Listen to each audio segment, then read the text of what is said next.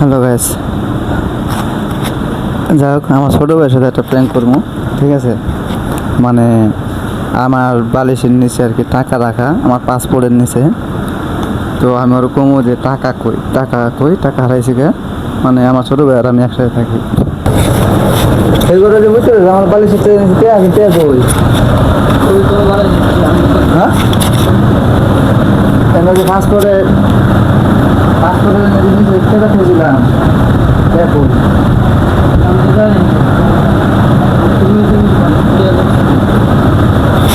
হ্যাঁ, আমি তো টিয়া লইছি না, আমি টিয়া লই আনতো তোমার।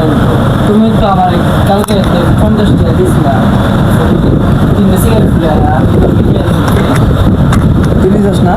না, হ্যাঁ, আমি কেন নিতা? গেলা নিচে গেলা, আমি তো জানি না। জানাস না করে? আর তুমি তো বড় আসলা সারাদিন সর দিকে।